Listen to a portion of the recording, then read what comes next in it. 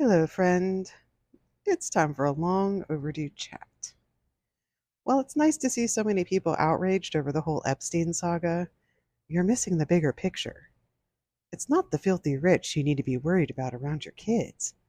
Sure, they're horrible humans who deserve to rot in prison, but you're ignoring the people hiding in plain sight. The disgusting, vile behavior you're seeing play out in the Epstein files isn't anything new. It's just newsworthy because the people involved are wealthy and in positions of power. But they're the minority. The chances of your child encountering an Epstein or a Trump are quite low. The names included in the files are only a small percentage of the predators living in the US.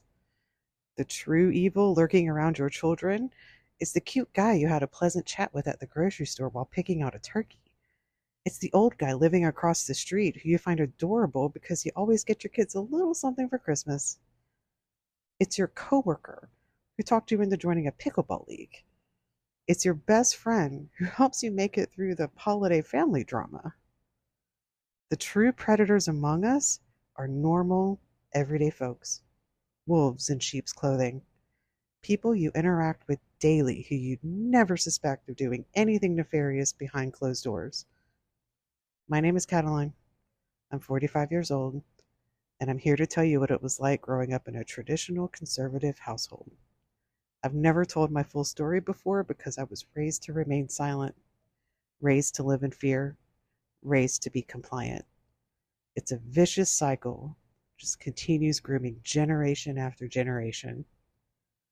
When I was diagnosed with CPTSD 6 years ago, the psychiatrist recommended I not talk about my childhood. It's that bad. I even had therapists tell me they weren't qualified to handle my case because the trauma is so complex and has continued throughout my life. But fuck that nonsense. Let's talk about it anyway, because we need to have this chat. We need to talk about this. So here are just a few highlights of my early childhood. My mother was a malicious narcissist. My father was absent. He was pretty much disappeared after the divorce. My grandfather was a pedophile. The abuse started when I was 4. My mother knew about it and enabled it.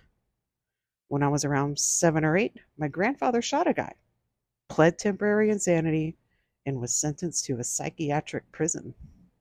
He was a hell of a guy. My family's response was to blame his actions on the devil and rally behind him in full support. My mom even forced us to get dressed in our Sunday best to visit him in the asylum regularly. But if anyone asked, Papa wasn't in prison. He was sick and in the hospital. The abuse didn't end because he was locked up, though.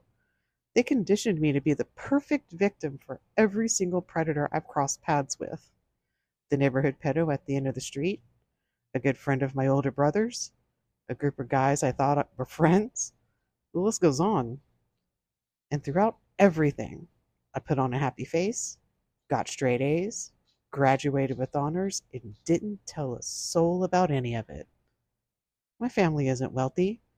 There's no one in a position of immense power to intimidate me into silence or pay me off. No. The people who twisted my brain into believing I'm broken were my own family. People who claimed to be Christians and went to church. My mom even used to bake fudge and cookies every year for Christmas and distribute goodie bags around the neighborhood. Even if I had spoken up, no one would have believed me. Because we've built a society so eager to sweep anything unpleasant under the rug, we're willing to victim blame and shame children. If this little chat made you uncomfortable, good.